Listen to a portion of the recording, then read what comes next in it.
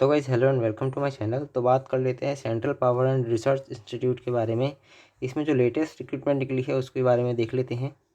तो various post हैं, different different post हैं, उनों के लिए वैकेंसीज निकली हुई हैं, जिसमें कि निकल के आती हैं हमारी जो इंजीनियरिंग ग्रेड 1 है, साइंटिफिक असिस्टेंट है, और इंजीनियरिंग असिस्टेंट है, टेक्निकल ग्रेड 1 है, और असिस्टेंट ग्रेड 2 है। ये डिफरेंट डिफरेंट पोस्ट हैं, सभी में अलग अलग वैकेंसीज निकली हुई हैं। लगभग टोटल करें तो 99 पोस्ट के आसपास निकल रही हैं ये। और सबके लिए जो क्राइटेरिया है वो अलग अलग ही रखा गया है सबके लिए, किसी का कॉमन भी नहीं है। जैसे कि बात करें इंजीनियरिंग का लिए, जो इंजीनियरिंग ऑफिसर ग्रेड 1 है, इसके लिए देखो एक चीज़ मैंडेटरी कर दी गई है। जो गेट का स्कोर कार्ड है 2021, 22 या फिर 23, कोई भी एक आपके पास में होना चाहिए, ये मैंडेटरी है। और इसमें ब्रांचेस कौन कौन सी एलिजिबल हैं, इलेक्ट्रिकल, मैकेनिकल और कंप्यूटर, ये सभी हैं। और एज लिमिट इसमें 30 इयर्स की रखी गई है।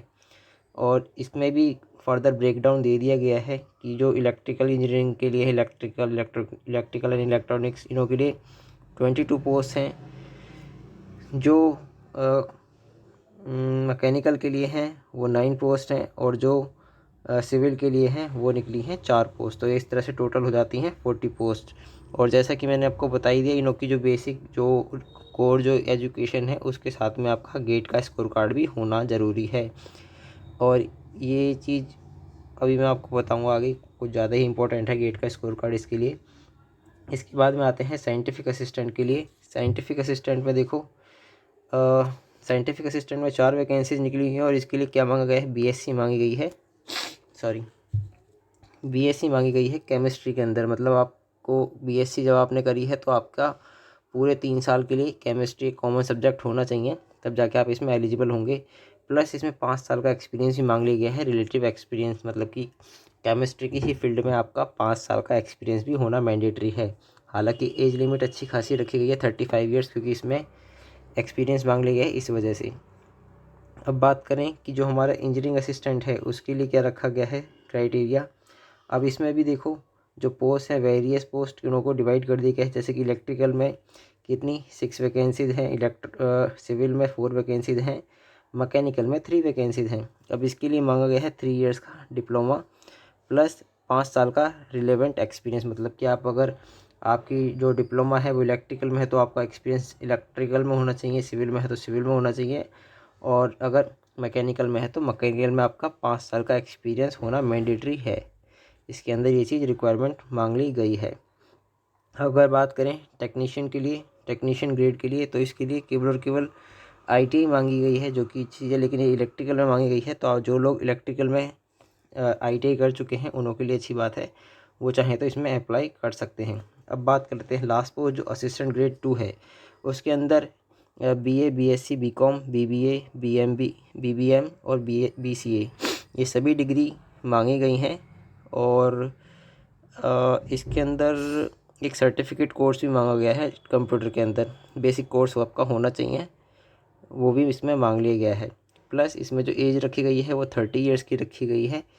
प्लस जो आपको जो भी कास्ट सर्टिफिकेट वगैरह की रेफरेंसेस पर जो भी छूट मिलती है एज के अंदर वो आपको मिलेगी ही। प्लस जो इसकी लास्ट डेट रखी गई है वो 14 तारीख रखी गई, 14 अप्रैल तक आपको इसका फॉर्म फिल कर देना चाहिए। हालांकि मैं अभी बाद में बताऊंगा इसकी कुछ इंपॉर्टेंट डेट्स जो हैं उनों के बारे में भी डिस्कस कर लेंगे। तो 14 अप्रैल तक आपको ये फॉर्म जो है ये फिल कर लेना है अगर आप इसको अप्लाई करना चाहते हैं तो। अब अगर सैलरी की बात करें तो जो इंजीनियरिंग ग्रेड है उसके लिए क्या मांगा गया है, उसके लिए सैलरी है 44,900। मतलब कि लेवल 7 की जॉब है, अच्छी खासी जॉब है। लगभग आपकी सैलरी बनेगी इसके हिसाब से 75,000 के आसपास तो बनेगी लेवल 7 पर। और इसके लिए क्या मांगी गई है, बेसिक एजुकेशन, जो कि मैंने आपसे बोला था जो इसका सिलेक्शन प्रोसेसर क्या होने वाला है।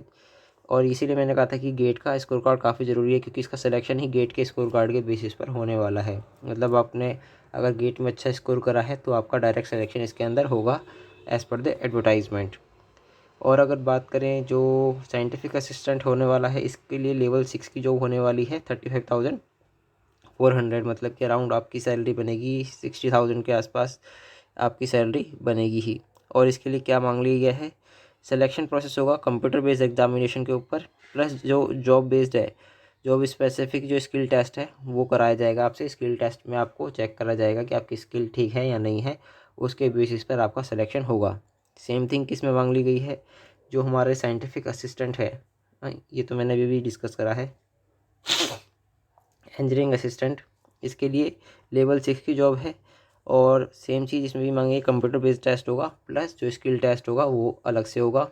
तो दोनों ही आपको करने पड़ेंगे। इसमें क्वालिफाइंग नेचर नहीं लिखा हुआ, अब पता नहीं क्या करेंगे इसमें, ये क्लियरली नहीं लिखा।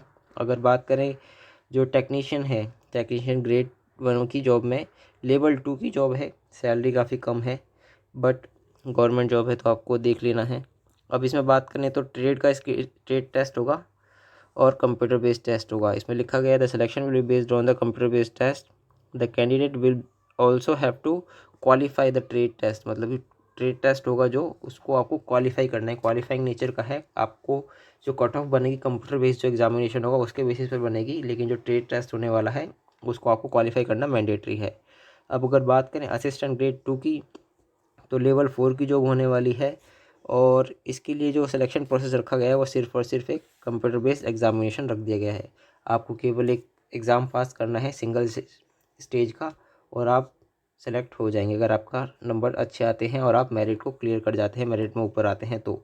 इसके बाद में नॉर्मली मतलब जो जनरल इंस्ट्रक्शन होती हैं कि आप सिटीज़न ऑफ इंडिया होने चाहिए, और आपको ऑनलाइन ही अप्लाई करना है। जो CPI RI है उसको सारे राइट्स होंगे कि वो चाहे तो आपका कैंडिडेचर कैंसिल कर सकता है अगर कुछ गलत पाया जाता है, ये सभी। अब बात कर लेते हैं कि आपको रजिस्टर कैसे करना है। रजिस्ट्रेशन प्रोसेस सारा ऑनलाइन ही है, आपको ऑनलाइन ही अप्लाई करना है, लेकिन आपको जब आप अप्लाई करेंगे तो आपको ये चीज़ें अपने पास में तैयार रखनी है स्कैन करके, जिसमें कि हो गया आपका एक ईमेल आईडी और वो मोबाइल नंबर तो हो गई। स्कैन करके क्या क्या रखना है आपको, अपना फ़ोटो हो गया, सिग्नेचर हो गया, सारे डॉक्यूमेंट्स हो गए जितने भी आपके एजुकेशनल डॉक्यूमेंट्स हो गए, जैसे कि 10th का सर्टिफिकेट हो गया, ट्वेल्थ का तो है ही नहीं इसमें, ग्रेजुएशन का हो गया, डिप्लोमा का हो गया, जो भी आपकी क्वालिफ़िकेशन है उसके आपके सर्टिफिकेट्स स्कैन हुए होने चाहिए। प्लस जो एक्सपीरियंस है, एक्सपीरियंस सर्टिफिकेट भी आपका होना चाहिए, स्कैन करके रखना चाहिए, क्योंकि आपको वो अपलोड करना पड़ेगा, इन्होंने क्लियरली बता दिया है इसके अंदर। सिग्नेचर के लिए फ़ोटो के लिए बोला गया है इसमें कि 3 मंथ से ज़्यादा पुराना नहीं होना चाहिए, जो कि आज के टाइम पे मेरे हिसाब से बहुत बड़ी चीज़ नहीं है। आपको सेल्फी ले लेना है एक और उसी से स्कैन करके डाल देना है, और तो कुछ इसमें नहीं लिखा, मतलब कि 3 मंथ से ज़्यादा पुराना फ़ोटो नहीं होना चाहिए, ये चीज़ आपको ध्यान रखनी है। और बिफोर द फाइनल सबमिशन वही चीज़ लिखी है कि आपको अच्छे से चेक कर लेना है जो फॉर्म है, उसमें कोई भी गड़बड़ नहीं होनी चाहिए, बाद में आपको अप्लाई करने के लिए शायद ना मिले, मतलब करेक्शन के लिए शायद ना मिले। हाँ, एक चीज़ आपको ध्यान रखना है कि अगर आप डॉक्यूमेंट अपलोड नहीं कर पाते तो आपका जो एप्लीकेशन है उसको इनवैलिड माना जाएगा और उसको कंसीडर नहीं करा जाएगा। तो आपको ध्यान रखना है कि आपके डॉक्यूमेंट्स प्रॉपर्ली अपलोड हो जाने चाहिए। आपको प्रीव्यू का शायद ऑप्शन मिले, तो वहाँ से जाके आपको चेक कर लेना है कि आपने पेमेंट मतलब कि फॉर्म में सारे डॉक्यूमेंट्स अपलोड कर दिए हैं या नहीं। अब अगर बात करें फ़ीस के लिए, तो फ़ीस का प्रोसीजर जो है वो सारा ऑनलाइन ही है, इन्होंने बोल दिया है कि ऑनलाइन ही फ़ीस को पे करना है। प्लस जो फ़ीस जो पे करनी है वो कैसे कैसे करनी है, देखो, engineering officer grade 1, scientific assistant और इंजीनियरिंग असिस्टेंट, इन तीनों के लिए फ़ीस जो है वो 1000 रुपये जाएगी। प्लस जो टेक्नीशियन और असिस्टेंट ग्रेड है उनों के लिए फ़ीस जो है वो 500 रुपीज़ ईच पोस्ट के लिए, हर एक पोस्ट के लिए 500 रुपये जाने वाली है। ये किसके लिए है, जो जनरल कैंडिडेट है, OBC कैंडिडेट है, उनों के लिए है। प्लस जो भी हमारे SC ST या फिर एक्स सर्विसमैन है, PWDs हैं, इनों के लिए फ़ीस नहीं है कोई भी, इसको एग्जाम्प्ट कर दिया गया है। प्लस जो CPRI के जो डिपार्टमेंटल जो एम्प्लॉयज़ हैं, मतलब कि जो उसमें काम कर रहे हैं ऑलरेडी, वो अप्लाई कर रहे हैं, तो उनों के लिए भी फ़ीस एग्जाम्प्ट कर दी गई है, उनों को भी कोई भी फ़ीस नहीं पे करनी है। तो ये उन लोगों के लिए ज़्यादा बेटर है जो कि एग्जाम्प्ट हो गए हैं, उन लोगों के लिए काफ़ी अच्छी न्यूज़ है।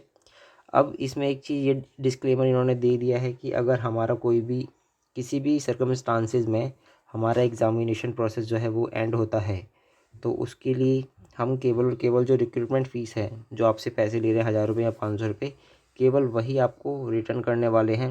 रिफ़ंड केवल वही फ़ीस होगी जो आप पे कर रहे हैं, इसके अलावा कोई भी फ़ीस आपको नहीं दी जाएगी। कोई भी पेनल्टी वगैरह आप कुछ भी कहें वो आपको वापस नहीं मिलेगी, केवल और केवल जो फ़ीस है वही रिटर्न करी जाएगी।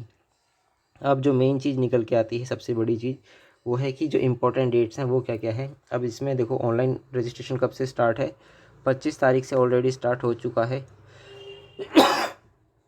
25 मार्च से, और ये चलेगा कब, 14 अप्रैल तक। अब सबसे बड़ी चीज़ जो निकल के आती है वो है एग्ज़ामिनेशन। इन्होंने कंप्यूटर बेस्ड एग्ज़ामिनेशन की डेट भी दे दी है, टेंटेटिव है हालांकि, लेकिन आजकल सभी जल्दी जल्दी कर रहे हैं तो हो सकता है कि हो जाए एग्ज़ाम जल्दी।